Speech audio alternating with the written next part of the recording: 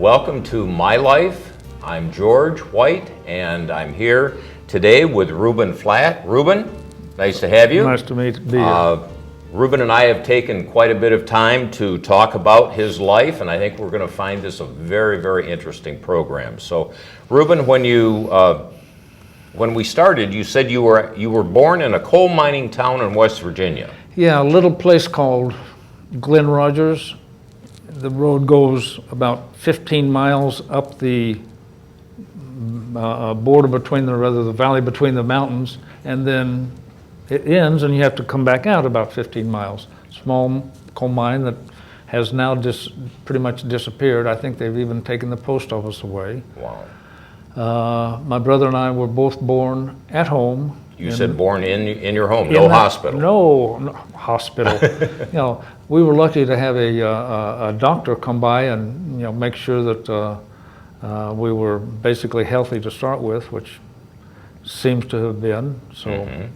That's good. Anyway, and then after that, you said the family moved up from West Virginia up into Illinois. Up into Illinois. My grandfather took a job with a different coal company that wanted to open operations in Illinois, and so after he moved, the rest of the boys and including my father and mother moved back to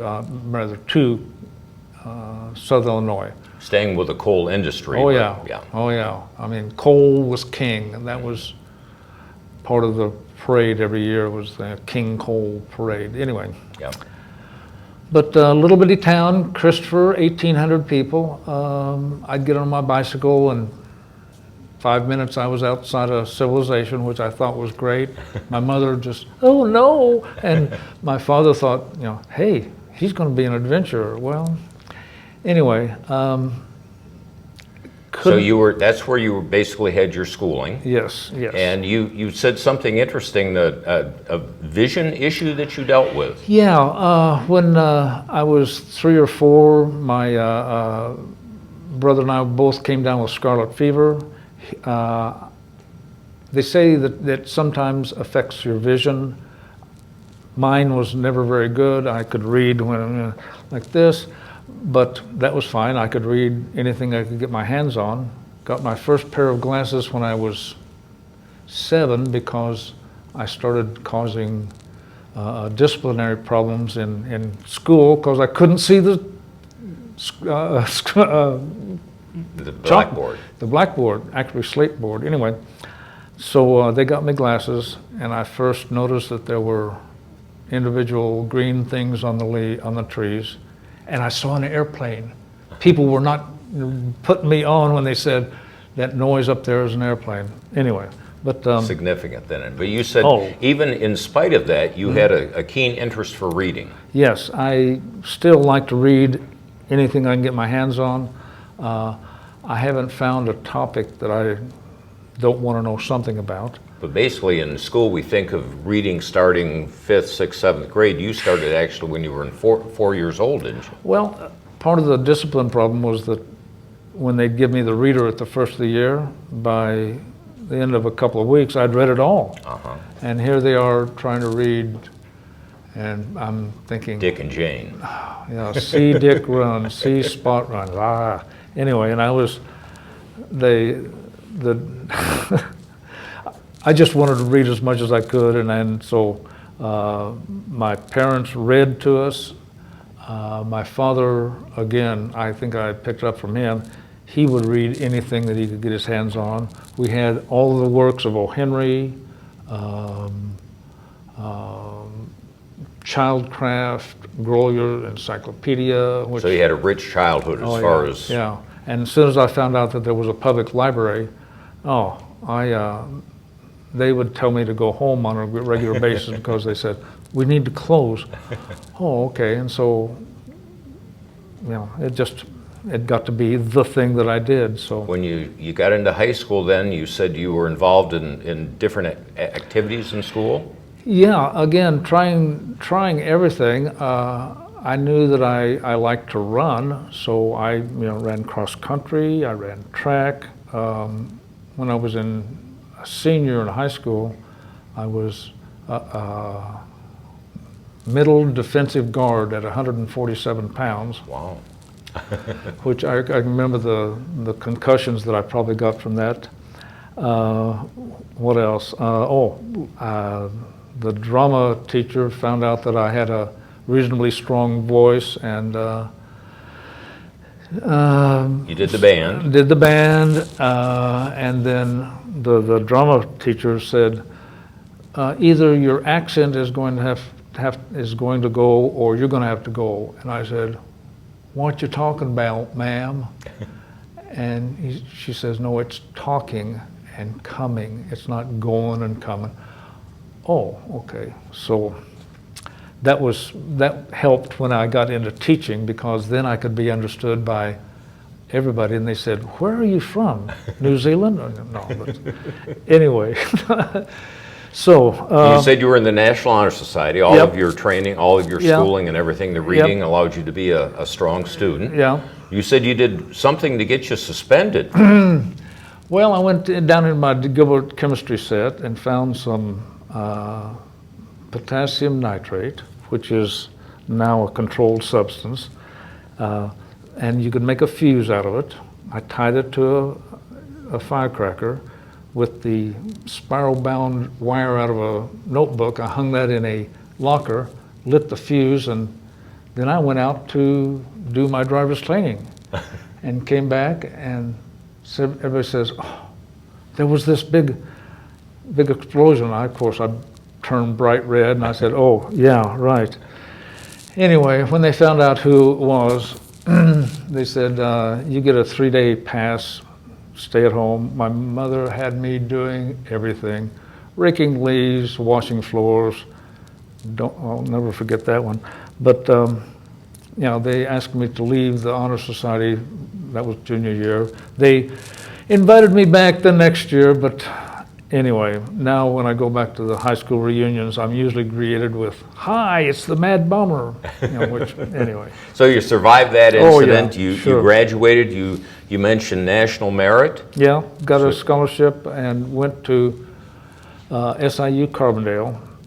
Southern Illinois University. Yes, and found out how to maintain the scholarships and make enough money during the summers to pay my room and board. So, I came out of college with no debt.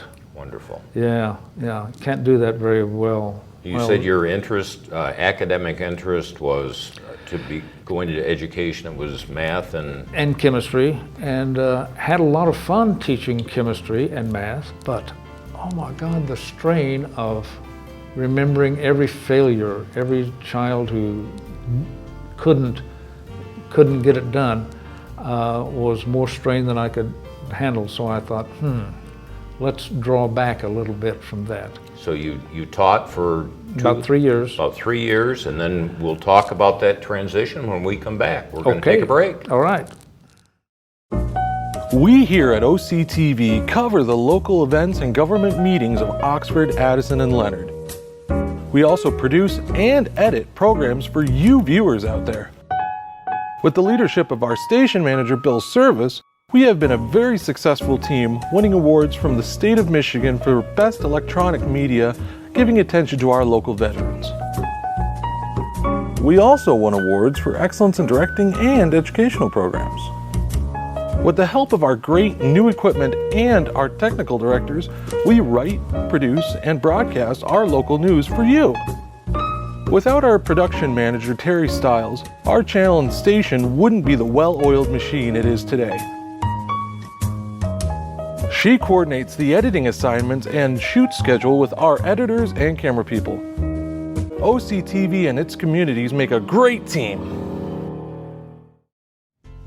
We're here today with Reuben Flatt, and in the middle of his life. And Reuben, we were talking about your schooling and then the teaching that you had, but you said the idea of the stress and the students learning and everything, you decided to switch gears. So with your math and science background, you said when you were in college you also took some beginning classwork Well, I took all the computer classes that they had, all one of them. There was one programming class, and that was all that was available because somebody had learned how to program in a language called Flattran, F-L-A-T-R-A-N, not a precursor of Fortran for all those geeks out there, but we programmed this vacuum tube machine that just the computing arrangement would take up this whole room, about a huge living room's worth of space. Air conditioning bills off the charts because they generated so much heat, and the whole computer only had 2,000 positions of storage, which means that you had either 2,000 instructions going or 2,000 pieces of data, or half each, but that was it. And that was in about, I think you said about 1968, 1969? 1960 this was. Oh, I was 1960. in college. Okay. 1960 in college, and then You taught for 3. Taught for 3. I got out of college in 64, 65, I guess it was. And then I joined Ralston Purina, and then IBM eventually in 68. So I guess I'm trying to relate to that time frame. The late 60s is when we went to the moon. Yeah. And we think of the technology to get a space launch into space and land on the moon, walk on the moon, with technology, computers that filled rooms and buildings, now to the computers we have that are so much smaller. Well, the computers that they had for the initial space launches were those ladies who were in the background in the movie Hidden Figures. Most of the calculations that were really used for the first moonshot were hand calculations by these ladies out of the Hidden Figures. Wow. Wow, wow, wow. If you are algebraic at all, if you want to look at some of the algebra involved, actually it was differential equations, but to do it by hand accurately, cross-check each other's work and have it actually work. Some of the astronauts insisted that these women be the ones that that did the work. And at that same time, I was back in St. Louis working on some of the same computers that were, they would work for a little while and then they'd stop, and then you'd say, what? Why did it stop? But it would stop. And for a moon shot, you didn't want that to happen too much. But the comparison is, if you have a digital watch, you had as much computing power as they sent to the moon and back the first time. Wow.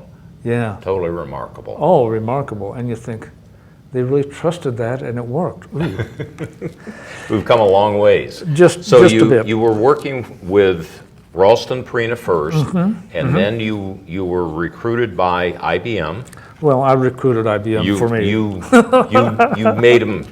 You said, "Take me, please." Yes, take me, please, and they made me an offer that I didn't want to refuse. So, yeah, and then in the first section of that work for IBM, I was on a team of about 20 IBM folks, maybe a few more, that put together the first computerized billion-item inventory. Now, that was for the military. Yes, Army material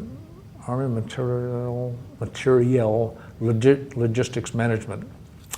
I used to be able to say that easily, but no, trying to encode all these vendors' part numbers, because they would have special characters, blanks, all kinds of symbols in there, and have the same code go after and retrieve those easily. Wasn't easy then, because you were down at the, okay, is this a 0 or a 1 for your considerations. It was really, really low-level coding. But let's see, we actually got it off the ground in place in 1970, let's see, 72 or 3, yeah, 73. And 35 years later, in 2008, we had a reunion, and the Army was still using basically the same code. They had done some conversions to make use of faster hardware, but it was the same code, you know. And then after the Army, you said you worked with the Postal Service. Yeah, IBM would have this crew of people, me being one of them, that say, okay, let's send a sales force out to sell the company on an idea, and the company would say, okay, and then they would send the technicians, me being one of them, out to actually implement it. And for the post office, we installed the first optical character recognition system that could handle, I don't know how many hundreds of thousands of documents a day, but previous to that, they had had to try to reconcile somebody in Pocatello who had purchased the money order, and somebody in St. Louis had cashed it. Then the guy in Pocatello would say, oh, it's lost, I don't know where it is. And they couldn't. There was a lot of fraud going on. Oh, lots of fraud, millions of dollars worth of fraud. And so within the first, I don't know, short time, I would say a year, 18 months, the system paid for itself. Wonderful. So you helped solve that. Oh yeah, and that was a lot of fun. We got a lot of awards out of that one. And then after that, the government had just split up the monopoly called AT&T, or Bell Telephone, into all of these regional Bell companies. And so I worked with the St. Louis region, trying to put together a directory management system, database management, repair orders, try to do repair, diagnosis, projection, forecast kind of things, so that they knew when their network would be failing, most likely based on history. And again, that was, you know, a fun kind of thing. And then IBM gave me a chance to travel all over the country then, Albuquerque to Anaheim to Orlando to New Orleans. And you became a troubleshooter for the company. yes, I did, both online and in person. And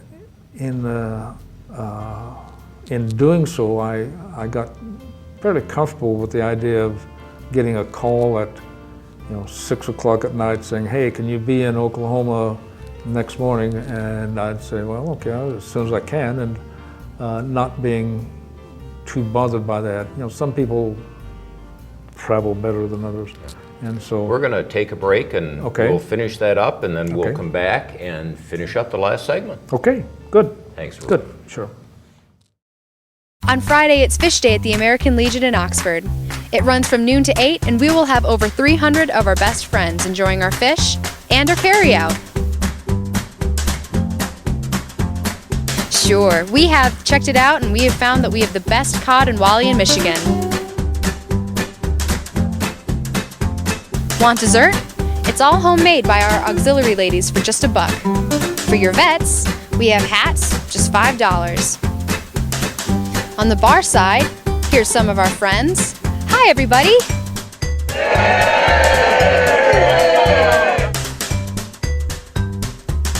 On the museum side, some more friends. Hi again!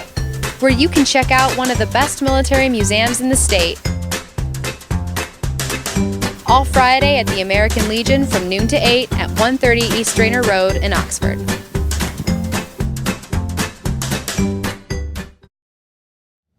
Welcome back to My Life, and we're finishing up our segment now with Reuben Flatt, and we've had a wonderful time getting to this point. And you were with IBM We're going to talk briefly about your luck and not so lucky with marriages. You said you met your first wife and it was short term. Yeah, that was short term. We were both very, very new to relationships.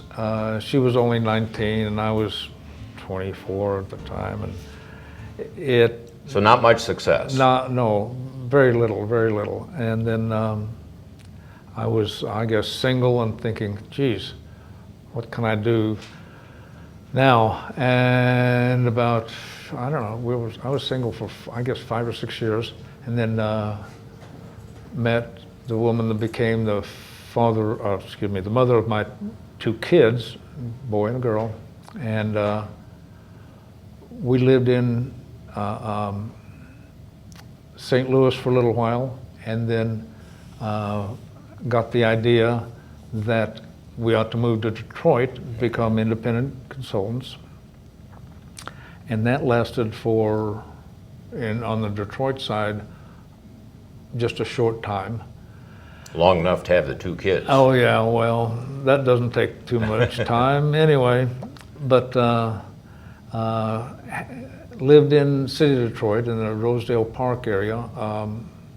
When we split, I got joint custody with a little bit of harangue with the local, I can't remember what legal office it was that said, oh no, you don't want to have custody of the children. I said, what? Anyway, so that worked out long term now. Pain, but worked out for, I think, most everybody's good results. And you said that was about the time you were 40 and other significant things happened then too. When I turned 40, you know, the divorce from my kids' parents, my kids' mother happened. The company that I was working for disappeared. I worked very briefly for a company that well, I don't know, we had some kind of misunderstanding. They told me to walk. They had a 6-week job there. So I was unemployed. I was dating the women that I could find that were closer in age to my children than, did I really say that? Anyway, that was fun to an extent. Then you said your sister got married. Oh, my sister got married, and she introduced me to what I will always describe as the love of my life. You've been together how many years? It will be, let me think, 30 years this fall, November 4th. Wonderful. Yeah. And you brought to the marriage 2 children. 2 children. She brought 5. So a combined family of 7. Yeah, none of us, we didn't ever have all 7 kids under the same roof at the same time. Oh, I'm glad. But a couple of them boomeranged. My daughter came back during a summer that she had a job that we were closer to than she was. One of Nancy's daughters moved in for a while when she was transitioning to another job. So, yeah, but. So you went from Detroit, then you said a short stint in Auburn Hills. You've been in Oxford how long? It will be 29 years this December. And at that time, when you said the computer company you were doing consulting with went under, then you went back with? I rejoined IBM, and they welcomed me with open arms because I happened to have a little bit of background in engineering. I'd taken a year of drafting, and so this was just when computer-assisted drafting was coming along, so I knew what most of the terminology meant, and so they were just really tickled to see me. Won some awards just by picking up on both the technical and the engineering interface that required. Again, a lot of fun traveling to Albuquerque and New Orleans. Got to go to New Orleans a couple times. 9 inches of rain one time, but that's another. Anyway. And then when you got of retirement age, IBM, that was an economic downturn, so they basically... They had to rid themselves of half their employees. It was worldwide. I don't know what those numbers were on stateside, but they gave me a nice buyout. I was able to have jobs with a couple of engineering companies, and then another database job with Blue Cross Blue Shield. And then when we retired in, let's see, 2000, we decided, okay, it's time to travel. So about the first thing we did was buy an RV. We drove to Prince Edward Island and back to New Orleans, out to Arizona, and then to Alaska. Beautiful state. Oh, okay. I could go back to Alaska again. I caught some grayling there. Wow. Anyway, but then since we retired, we have got this chunk of land. It's 2.676 acres, and big piece of land compared to what I've been living on before, but we've been gardening that so intensely that we are now in the process of giving away plants on a regular basis, having a lot of fun. I've gotten into a lot of woodworking. My father and grandfather were carpenters of necessity. My grandfather could build almost anything. My father could repair almost anything. Since I've moved to Michigan, I found a new vice. It's called euchre, but that's another story. And You advanced from college. What was the bowling and college, pool and poker? To euchre, which is anyway Pretty modest. well, it depends on the game. You said you've been to Europe how many times? Been to Europe 4 times. First one was to 3-week trip from Germany to Czech Republic to Austria, and then we extended into Slovakia to meet cousins, because my wife is Slovak and I'm half Slovak. And then the second one was to Italy. We spent 3 weeks in Italy. Oh my. And then the third one, we went down the coast of the Adriatic, from Ljubljana to Dubrovnik. Wonderful, wonderful scenery. And then the fourth one was about 2 weeks in Spain. Way too short, way too short. There's more to see there and more to eat, I think. And then this fall, we're going to spend a month in Ireland and Scotland. Wonderful. Yeah, my wife's,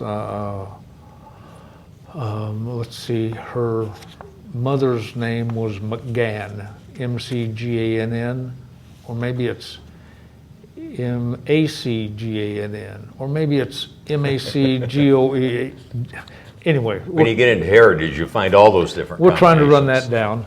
down. Somebody sent me my lineage back to 1715 in New Jersey, so You'll have some fun with that. we will. So right now, you've got travel, you've got grandkids, you've got great-grandkids. And the library at Edison Township knows me well. I work for the expansion there, and I've always got 3 or 4 books on hold or this kind of thing. I still... A very full life. This has been a pleasure today. Well, I've enjoyed it too. I've enjoyed making Ruben, up the notes too. Thank Thanks, you very George. much. All right. Thank you. Yeah. Until next time. Yeah. We'll see you.